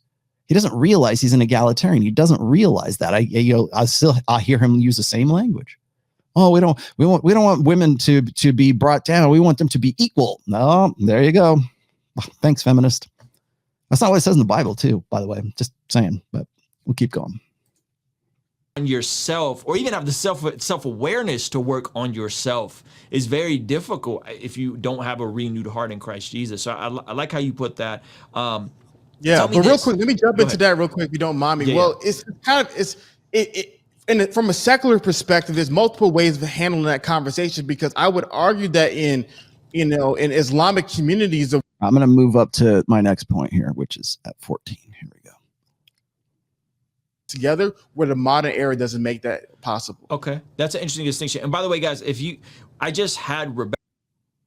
He was talking about Rebecca on there, and this is where I need to be. These ills, and I, as a husband, as a leader, as a father, am always looking to take responsibility, right? 100%. So do you think it's a bit disingenuous to be like, modern woman ruined everything? And it's like, well, what was the men at? Like, where was 100%. The men at? You know what I'm saying? And it's like, because you could, Adam and Eve, Adam was the one deceived. Eve was the one deceived. Adam stood there and said nothing. You know what I mean? Yeah. So it's like, if we're going to use that parallel, it seems like there's been some things that's happened in culture, respectively. I understand. I've heard the breakdown from Kevin Samuels and, whatever, Cosmopolitan writing these pieces to women, 50 years ago, and trying to create this image. And all right, let me explain something here to you. I'm not a biblical scholar. I'm not a theologian. I'm not an encyclopedia when it comes to the Bible, but I did put this in book 4. Did you know that Adam's first sin wasn't actually eating the apple? In fact, even God confirms this in Genesis, as a matter of fact. It wasn't his eating the apple that was Adam's first sin. Let's read. What was Adam's first sin? This is Genesis 3. Let's go back to 3:16. Right? To the woman, he said, I will sharply increase your pain in childbirth. In pain, you will bring forth children. Your desire will be for your husband, and he will rule over you. Genesis 3:17. And to Adam, he said, because you have listened to the voice of your wife. That's the first one. And have eaten from the tree of which I commanded you not to eat. Cursed is the ground because of you. Through toil you will eat of it all of the days of your life. Let's read that again. Because you have listened to the voice of your wife and have eaten from the tree of which I commanded you not to. So now people are gonna throw rocks at me for this, but I'll just say it anyways. That was the first sin, right? That was the first bad decision that Adam made. In fact, God called it out. So there you have it. First sin, listening to your wife.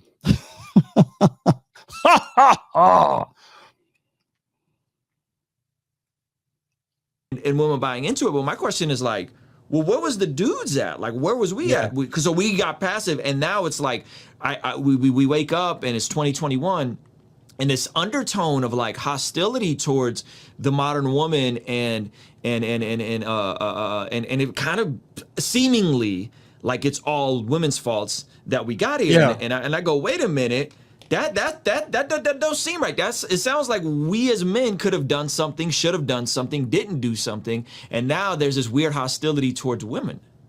No, 100%. So I think you definitely come from, a Christian perspective that I come from as well, which places the responsibility on man, right? You think about what you quoted in Genesis chapter 3, what happened after Adam and Eve ate the fruit. Who did God call first? God said, "Where are you, Adam?" Do you think God didn't know Eve did it? Yeah, but he called responsibility to the man. So I think from our theological perspective, we come from the understanding that, man, at the end of the day, when you stand before God, he will hold you accountable for the family that. All right, let's move up here a little bit. I wanted to move to 17 real quick because this gets a little tedious. There are things that we as men have done wrong. And similar to what you were saying, one of the byproducts of the feminization of the Western society is that you've noticed is that a lot of men exhibit very feminine behavior. See, a lot of guys don't realize that. If you were raised by a single mother, you're raised in a very feminine environment, which majority of men, unfortunately, today are. You have a lot of these behaviors. And one of the behaviors, and I'm not trying to generalize here, is an inability to take accountability. Wow. And what happens is we all understand what happens is like if something goes wrong, for you to expect your wife, I mean, your wife is probably an angel in the saying, and I'm not generalizing any women, but to expect a woman to be like, you know what, it's my fault. It's all my fault. Like it's really not, in my opinion, in their nature. And so as men, we understand that there's a level of responsibility that we have to take. And so a lot of guys today who are unfortunately raised by mothers, who are unfortunately raised without masculine leadership and masculine role models, they never learn that they have to take responsibility. Everything that's wrong with your life today is because of you. And generally speaking, I know we can get into the nuances of background and environment. So I'll let me swing back here again. So I didn't want to go this far over, but I guess I have to. They're going to dig into accountability and responsibility. And again, the popular conception of the manosphere right now is Kevin Samuels or Fresh and Fit. They're holding, and not even that. What's it? A red pill overdose, I think, is the new up and comer, right? I guess, I don't know, but it's basically holding women accountable, and they're all ratchet hoes, and they're not the best examples, let's just say, of upstanding femininity. But for the most part, sorry, I mean, maybe some of you are, but the idea of holding women accountable, the reason why you can build a very successful brand on that, it's because it's so effing rare, man. Nobody has held women accountable since 1965. No one, not in that way anyways. Certainly not accountable for everything for the generations that have built up to where we are with women today. So when you have this old order way of thinking about, well, we shouldn't beat up on women all the time. In fact, people accuse me of that. Like I kept saying this, like I remember back in March, people ran me up the flagpole, man. Because I said, these shows like Kevin Samuels and these shows like Fresh and Fit, they have some merit to them. They have some teeth behind it, right? But eventually, it feels like beating up on children, because at the end of the day, at the end of the show, what have you achieved? I told Myron this too, and he knows this. It's like you'll get to the point where a woman will go, "Who hurt you?" That's when you've reached the point of diminishing returns. Well, what happens when you reach the point of diminishing returns for the actual template of the show? Like, what's the point? What's the point of even doing that? Because at some point you reach the point of diminishing returns and it feels like beating up on children. And people lost their minds when I said that. You know, as soon as Giga Karen, that one girl, that Karen on that girl, what was her, Amanda, on the show that I was on in March.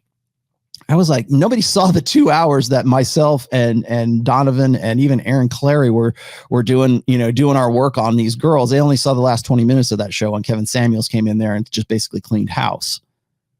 That was what everybody was interested in. They didn't care about the 2 hours prior to that, where we were having some pretty decent conversations. And then at one point, Amanda looks at Myron and says, "Who hurt you?" I'm like, "Okay, it's over. We're done." And I was just like, at that point, it was the point of diminishing returns. There's nothing constructive is going to come out of that conversation anymore. And we've been at it for 2 hours. Well, that's the thing, is one of the reasons why these guys get so upset about holding women accountable is because according to the old order beliefs, it seems like beating up on children already. They don't even have to watch the whole show, or they don't have to watch any more than half of one show. And it seems to them like, well, these guys are just beating up on children. They're beating up on women. And what that does is it triggers the innate male protector dynamic. Women are the vulnerable sex and they need to be protected. Children are vulnerable. They need to be protected. When guys tell you women are like children, well, yeah, that's instinctually they are to guys, because men have this innate need to protect women, to provide for them, and to protect, and to be parentally invested at some point, right? I mean, assuming who the guy is. But the 3 Ps, like the beta buck side of hypergamy, we have an innate need to want to, anyways, engage in those aspects at some point. And when guys build and base their entire understanding of intersexual dynamics on just the beta bucks side of hypergamy, yeah. Oh, I can't believe they're holding these women accountable. How dare you? What about you, mister? That right there is a feminist argument. That is a feminist reframe of whatever has been going on. You will hear the women on Fresh and Fit, on Kevin Samuels, on my show, on anybody's show, when there's a guy who's a red pill guy and the woman is talking and she has no counter argument. You know what she tries to do? She says, well, ooh, men do it too. Ooh, you guys are worse. Here's the thing. Double standard, double standard, double standard. That's where that comes from. Go look at the double standard video. I did a whole episode on that. Oh my gosh, how can you say one thing about those women when you don't look at yourself? Take care of the mote in your eye or the plank in your eye before you complain about the mote in mine. That's even Bible, right? Yeah. Take care of your own house before you start talking shit about my house. Yeah, you can make a scriptural argument about that if you want to, and they do. Well, you shouldn't beat up on women. Well, yeah, I agree. You shouldn't. And that's exactly what it feels like. And when that is integral to your understanding, in your religious understanding and your ego investments in that understanding, is attacked by a guy who is holding women's feet to the fire about their actions and their beliefs and their hubris and their entitlements and the utter lunacy of what that woman's expectations are, particularly when that woman is already at her epiphany phase or maybe after. Yeah, man, because they have no reframe. And the reframe is always this. Well, what about guys? Guys do it too. That's not what we're talking about, honey. We're talking about you. And so when you do that, Mr. White Knight Blue Pill Christian guy comes in and says, hey, you leave her alone. And that's not what he's saying literally right here, but that's a sentiment. It's a white knighting, blue pill white knight, right? It's a white knighting for womankind. And that is a result of an understanding of how to reframe a debate according to belief, according to responsibility. And that's what I was going to say, is that personal responsibility is a huge deal to this mindset. You want to know why they reject evolution or even empirical data that would in any way conflict with the fact that you have free will, because if you can question free will or consciousness or whatever, and a lot of people are, I realize there's a conversation going on about that right now. I'm not an expert in that, but just asking the wrong questions is enough to trigger the well, you just want to get out. You just want a license to sin. You just want a license to bang whoever you want. No, I'm asking questions that you don't have an answer for. I'm asking questions that are difficult to confront because they're an attack on your ego investments. Your ego investments is that belief. It's not an attack on the belief. It's an attack on you. And that's why it's like, oh, let's turn this around. Let's reframe. That's exactly what women do. That's the personal responsibility part of this. Like, hey, the devil made me do. Remember, I read that. You know, it's no longer the devil made me do it. It's my selfish gene made me do it. My biology made me do it. So what do? We turn the red pill into an ideology so that we can, at least in some way, have some kind of counter argument. And a lot of red pill guys take that bait. You're not going to take. Don't come at me with that. I am not taking that bait. But again, it's like 2 + 2 = 4 or 2 + 2 = 5. Objective truth is that, you know, women need to be held accountable. Women do need that. Well, why is it so popular? Because it's so rare and has been rare for a long time. Well, women need to take responsibility for themselves. Yes, they do. And the reason why it's popular on YouTube right now is because no one's been doing it. And certainly no one's been doing it with the objective, rational breakdown that the red pill provides guys with. So why is it red pill overload, right? They don't know what the hell they're talking about, but it seems like logic. And when you get to a point, you don't even need that much logic, because you get to a woman to the point where you got the diminishing returns. It's all over. You're Frank Castle you off the show, right? Boot you off the show, or, you know, okay, go have another White Claw, honey. The end of conversation basically is what it ends up being. All right, let's keep going here. I'm going to up this to, okay. Oh, and then the other part was male accountability, because that's what he was talking about. Well, what about men? Men do it too. What about accountability? Men need to be better men, and then women will be good. They've been saying that for ages. They've been saying that at least as long as I have been in the quote unquote manosphere. For the last 20 years, we've been saying that. Well, women would be better if men were better. The reason why women suck is because men sucked first. Boy, that's a lot of responsibility, right? Particularly in a gynocentric social order that does everything to disadvantage men. When we're in a gynocentric social order that has assimilated mainstream churches and has inserted that ideology into, and that faith has put feminism into what was an old order faith, you're fighting a real uphill battle, man. Because now you conflate feminism, you conflate gynocentrism, you conflate like blank slate equalism, you conflate social constructionism with your faith. That's, you know, it's one thing to try to get a guy to unplug from the matrix. It's an entirely different animal to get a guy to say, you know what, you need to rethink your faith before you start talking about gender issues. Like this guy, Ruslan, he's a perfect example of why I could never take guys like back in the day, pastors, seriously when they were talking about, like, it would be like Valentine's Day, and we're going to talk about marriage and love and sex and all this other stuff. Later on in this interview, he starts talking about Mark Driscoll. I am intimately familiar with Mark Driscoll. I've written at least 3 different articles about him from as far back as like 2011. Some of the earliest essays I wrote was about Mark Driscoll and how he got pushed out of Mars Hill. I know exactly what happened. When these guys were in middle school, I was writing about Mark Driscoll. And there's a reason he's gone. And it has nothing to do with the fact that he's conventionally masculine. He's trying to remasculinize the church. It doesn't have anything to do with that. It's because Mark Driscoll was a blue pill beta and is still a blue pill beta today, because he can't rethink his faith. His faith was assimilated by a gynocentric social order, fed back to him, and he was raised on that same faith. Well, how do I know that? Because I know that there was this crisis of identity or whatever he had back in, I think it was 2009 or 2010, when he found out that his virgin bride wasn't actually a virgin. She'd already knocked it out with some guy in the church group before she met him. At least that's the reports I got, and that's what I was writing about at that time. And that really shook his world, man, because he thought he had it all down. He thought he was doing everything by the book, the right way. He was right in the fact that the church has become feminized, completely feminized. Women are far more religious, by the way, than men will ever be. Women have a much more, like I argue in the book, have an innate need for magical thinking. They have an innate, well, that's why chick crack works, right? Like pickup artists from back in the day figured that one out like from day one. Hey, chick crack seems to work. Let's try it. Okay, well, put that in the book. Yeah, that was easy. That was a no-brainer. So, women tend to be we're more spiritual than you are because we're more empathic and we're more in touch with our emotions. That right there should tell you something. Belief is intimately connected to the emotional interpretive process of human beings.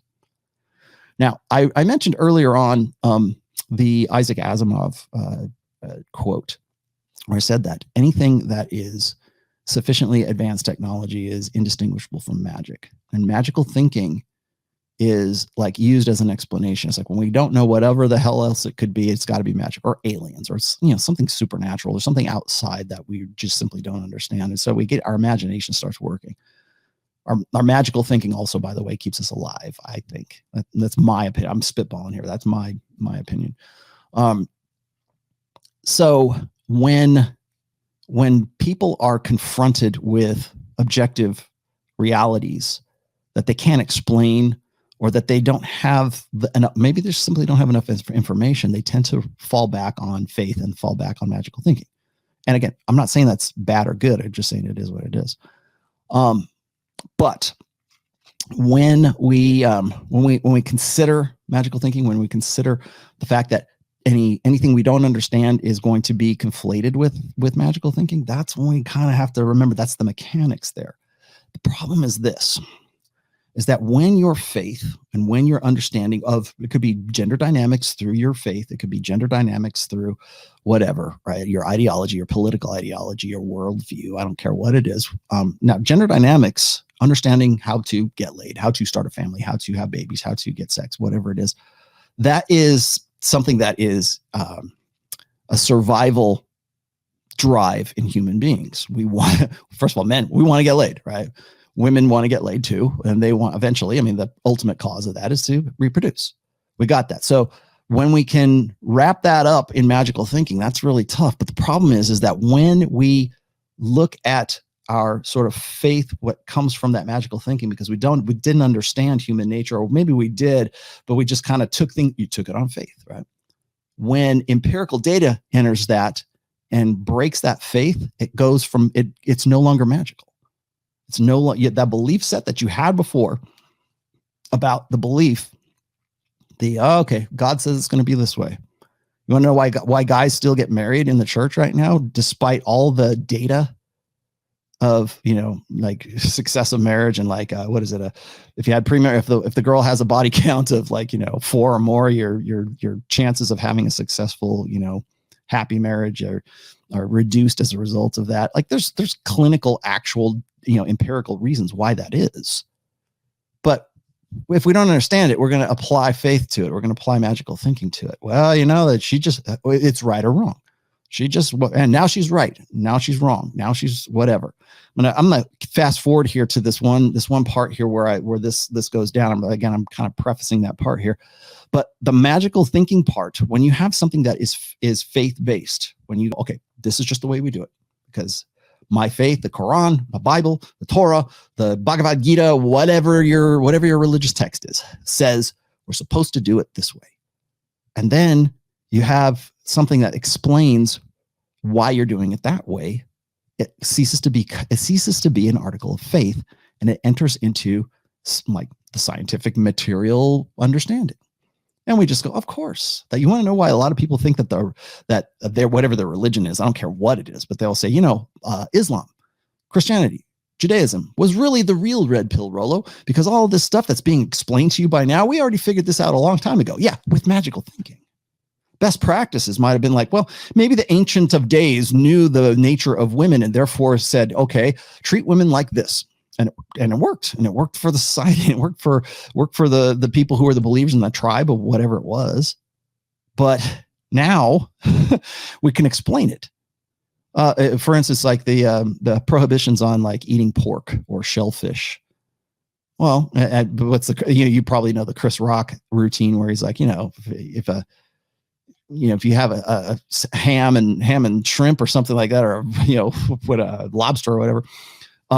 Yeah, it's good, man. It tastes great. We can cook it. We know it's right. You know, we can cure ham now. We don't have to worry about trichinosis. We don't have to worry about any kind of infection or any kind of we don't have to worry about dying if we eat these foods anymore. But in the Torah, in the Quran, it says don't eat pork. Well, the latent function of that is to keep the believers alive, because it was like, oh my God, they're eating pork and don't eat hooved animals. Unless it's a goat, I guess. But don't eat hooved animals because Allah said no. God said no. Jehovah said no. Yahweh said no. Whatever it is. Those are the prohibitions. Now that had a function to it.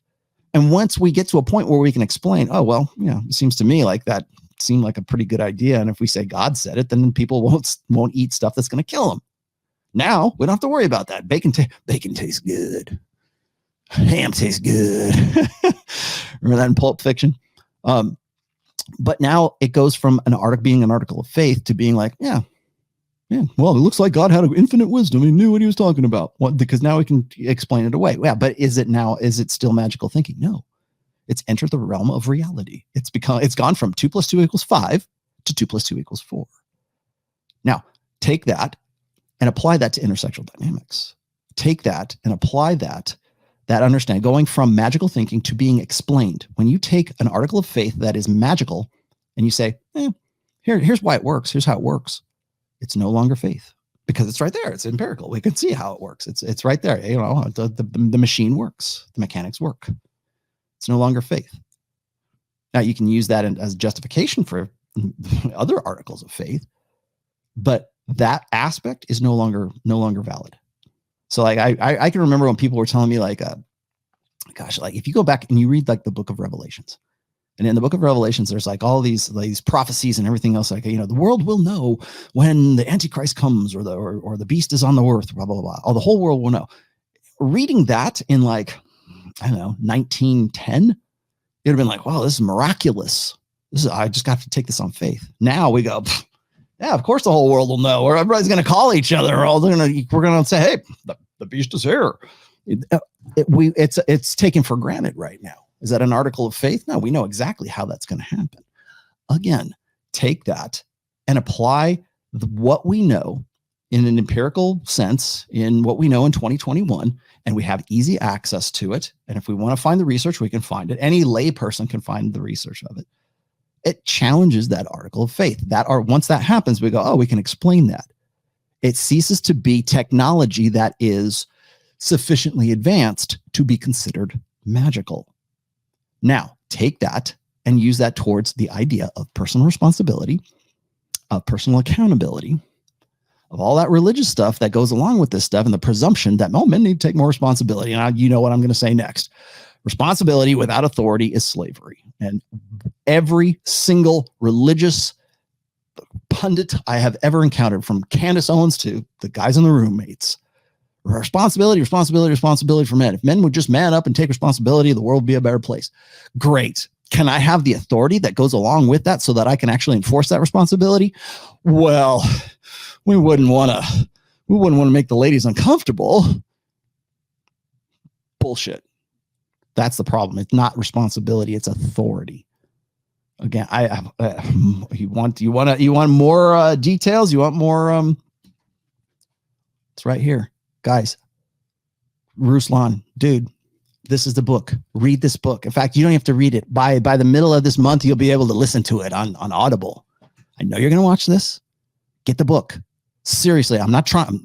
You want me to send it to you? I will give you a free freaking copy. I'm not trying to hustle you here. I'm not trying to hustle anybody. You want to learn? This is where you learn. You want to, and I'll tell you right now, it will break a lot of your faith-based thinking when it comes to intersexual dynamics. That's what the red pill is about. People hate the red pill because it is counter to what their old order thinking is. It's counter to the memes that are dead, that people haven't realized are dead yet. And let's go up to congruency. This is pretty good here. Getting a lot of latency in this, but let's go. And so that people know me by that. So I think that's such a good point. So in terms of, your guys' affiliation, right? How do you then navigate some of these waters? Because you guys have been on like the Fresh and Fit podcast, and you guys interact in this space, but yet you guys are believers. So how does that work? And is it just kind of like, hey man, like we gotta shoot, God's opening doors. We got an opportunity to come on these platforms, right? How do you navigate that? No problem. So for me, fundamentally speaking, like, you know, being a believer and being a content creator, you disagree with everybody. Like generally speaking, like if I wanted to sit down and talk to everyone I agreed with, I would have to talk to like 5 people. And and honestly, depending on what day of the week of it, that person would even be me, you know, because there's probably things at times I don't agree with what I say. And so I think one of the biggest beliefs that we've had on the show is we call it diversity of thought. And this gets it can get really deep, but I won't bore us with the boring theological deductions that I've come to. But the diversity of thought is a belief that you have an open mind but a discerning heart.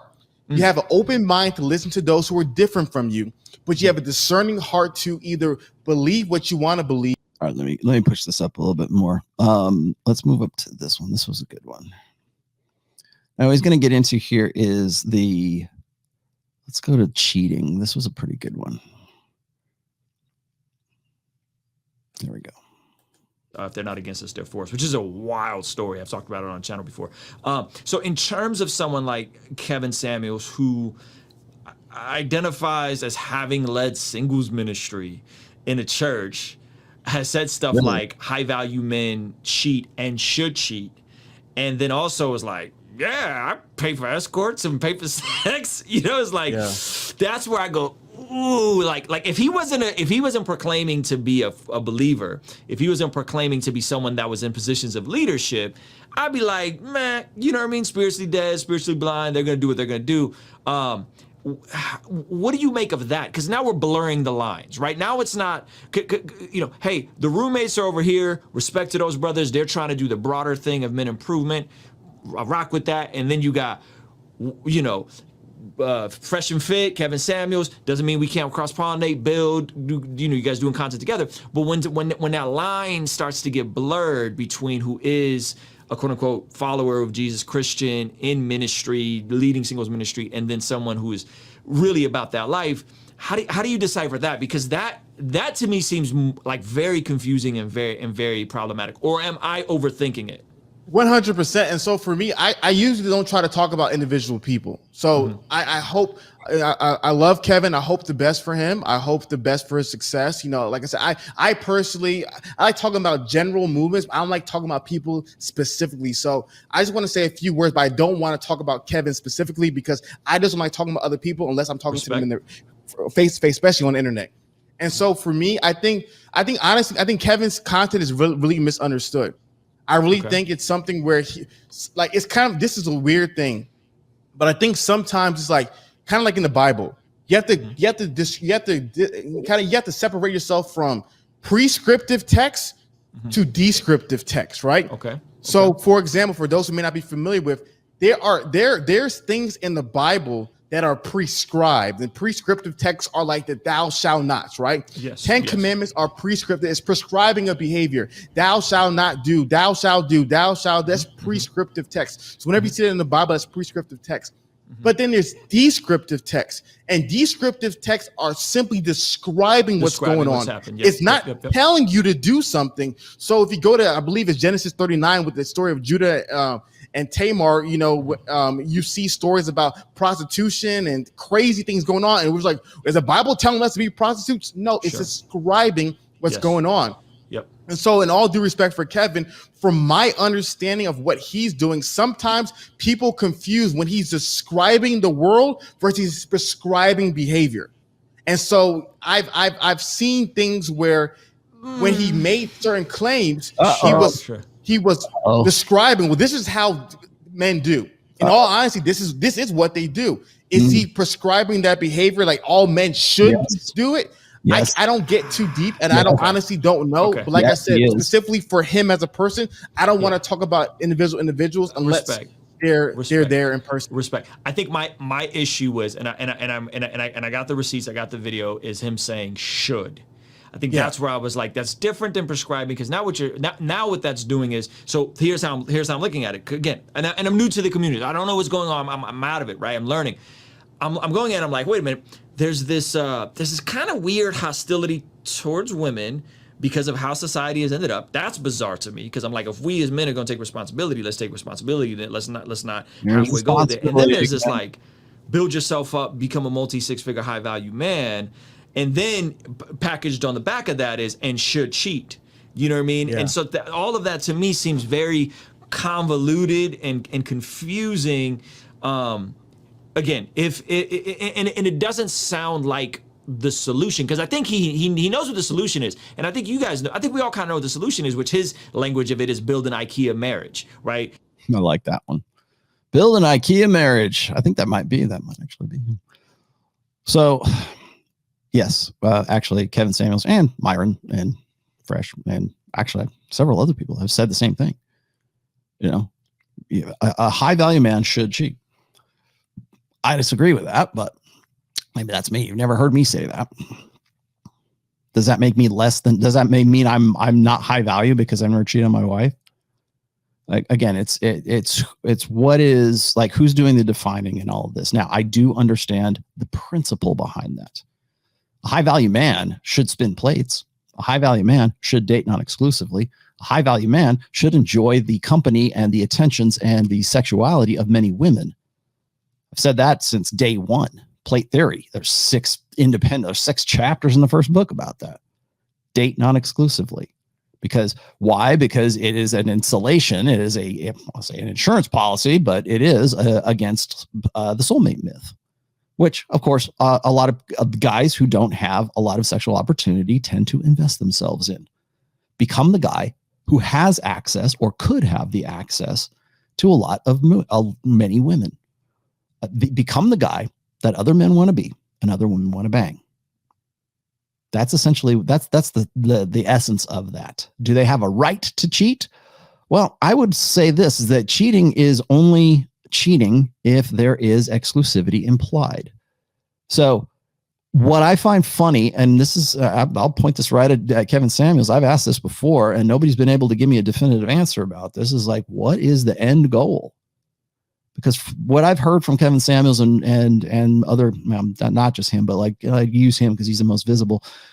Well, at what point, like you could say I'm trying to make a better place, or better. I want men and women to get together in realistic terms or whatever. I don't even know what's the end result. I would love for somebody to tell me that, because from all I can gather right now is that Kevin Samuels is trying, the end result, the goal state is an IKEA marriage, right? It's a marriage between a woman who respects the guy as being a high value guy and is, trying to create better relationships, right? Well, where do those go? If they go to modern Western marriage, then you lost me.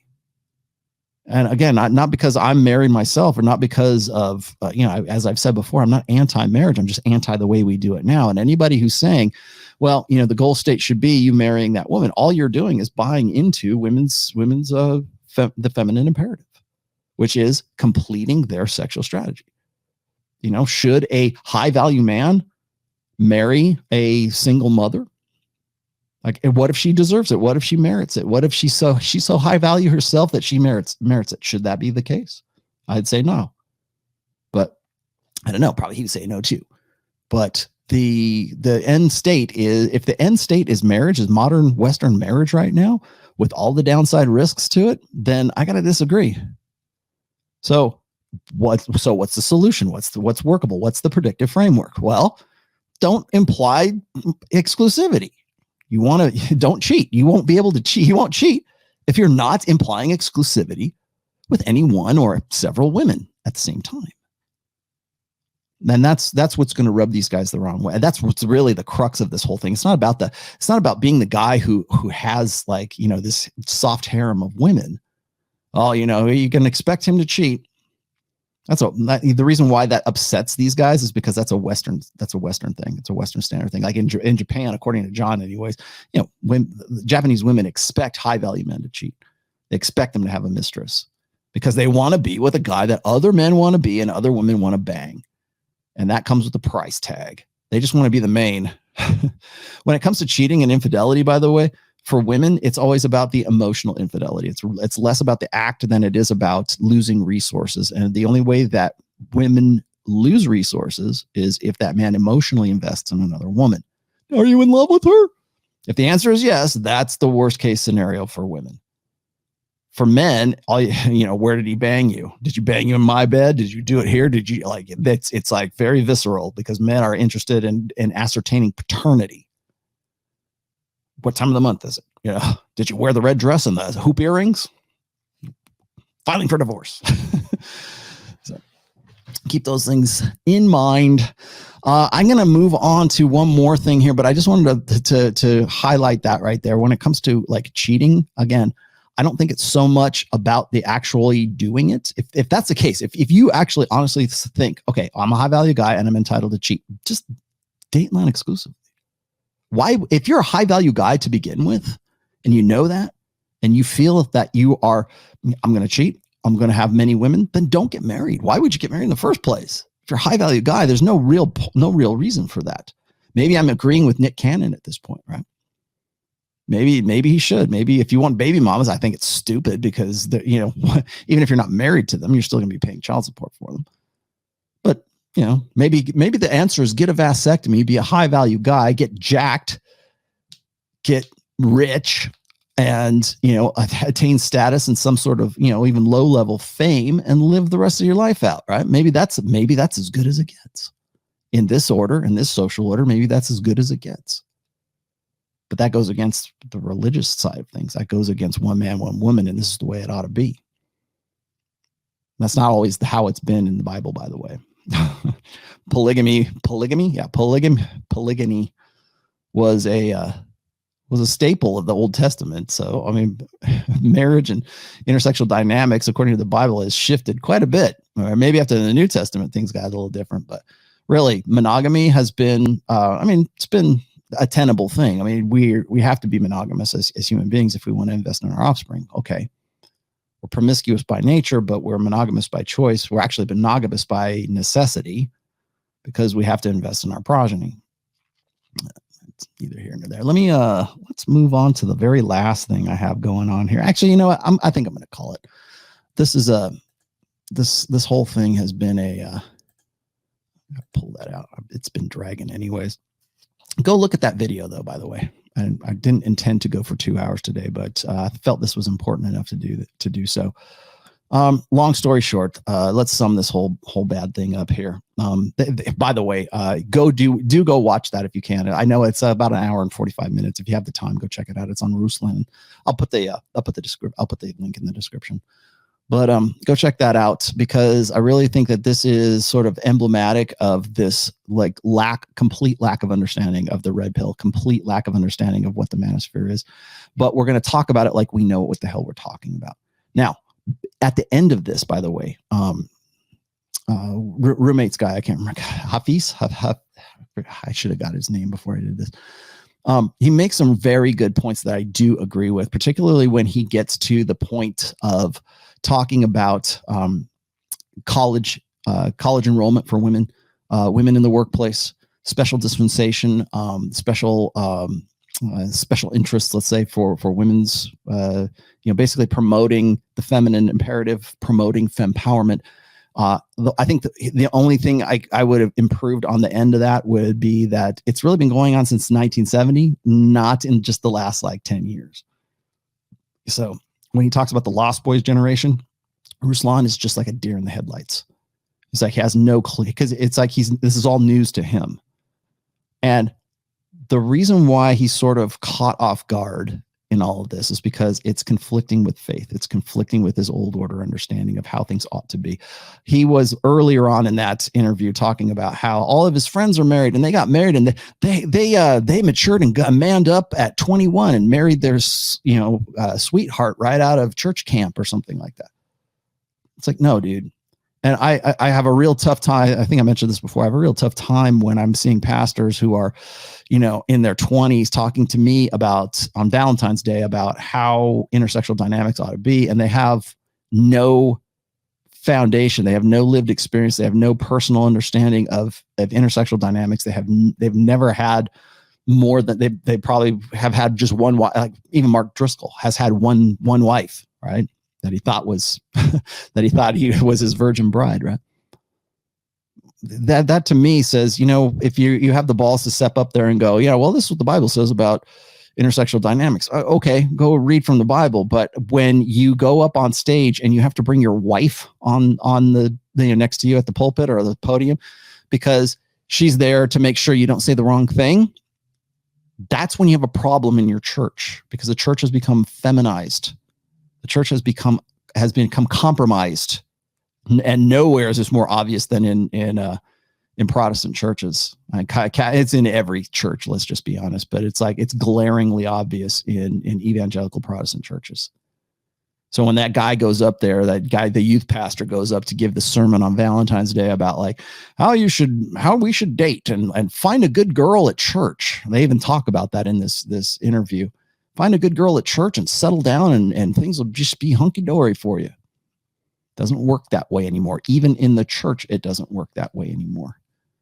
And you want that, like now, roommates guy will say like, hey, they have to, that's just not how we do it now. Right. It might've worked for you and your generation, but it doesn't work for my generation. No, it hasn't worked like that for a long time because female nature is what it is. It's not going to change. It just, the context changes.